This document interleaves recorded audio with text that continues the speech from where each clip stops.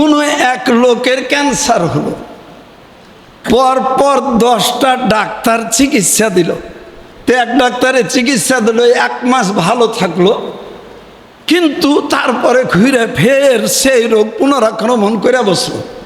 কিছু উপকার হয়েছিল না? হয়নি। 1 মাস তো হয়েছিল। আর এক ডাক্তার চিকিৎসা দিল, 1.5 মাস ভালো থাকলো, আবার রোগ ঘুরে চলে এলো। এইরকম করে 10টা ডাক্তার চিকিৎসা দিল, ভালো হয় কিন্তু রোগ ঘুরে চলে আসে।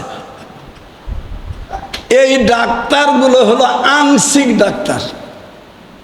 এই ডাক্তারগুলো কি? আংশিক ডাক্তার।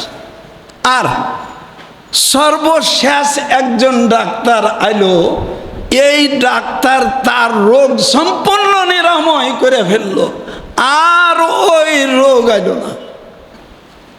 আমরা রোগের মধ্যে সবচেয়ে জটিল রোগ বুঝি ক্যান্সারকে।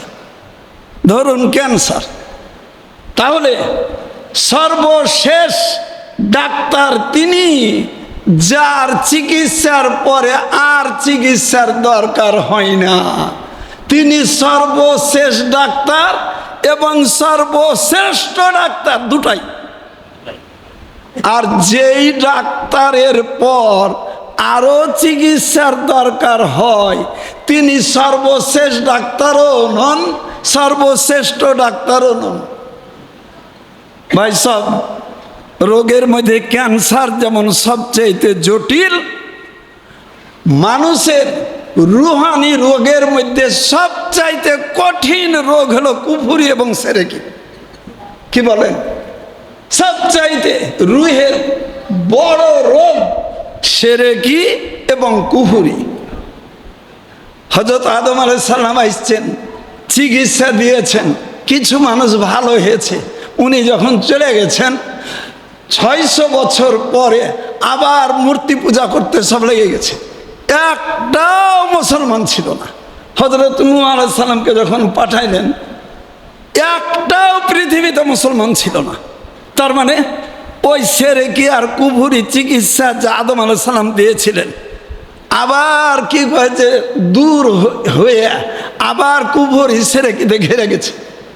হযরত নূহ আলাইহিস সালাম চিকিৎসা দিয়া মাত্র 40টা রোগী সুস্থ হলো, মানে মুসলমান হলো।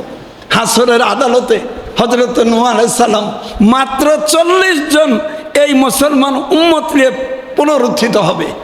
কতদিন চিকিৎসা দিয়েছিলেন? 950 বছর। কতদিন? 950 বছর।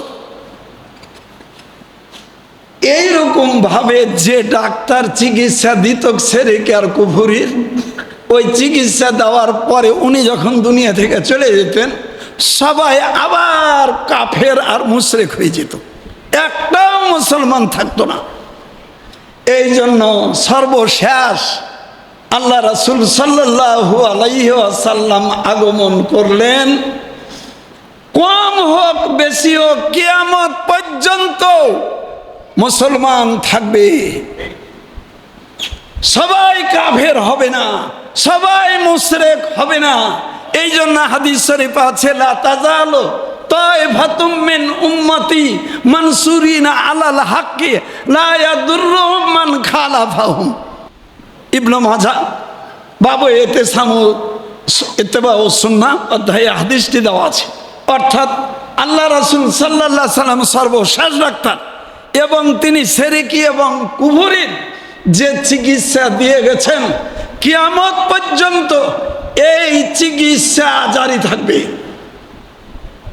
তাহলে আল্লাহ রাসূল সাল্লাল্লাহু আলাইহি সাল্লাম সর্বশেষ ডাক্তার আর সর্বশ্রেষ্ঠ ডাক্তার। কি বলেন? তাই খাতামুন নবীন, অন্য কোন নবীর গুণ ছিল না। কি? কোন নবীর গুণ ছিল না। এটা একমাত্র আমাদের নবী, আমাদের রাসূল সাল্লাল্লাহু আলাইহি সাল্লামের গুণ।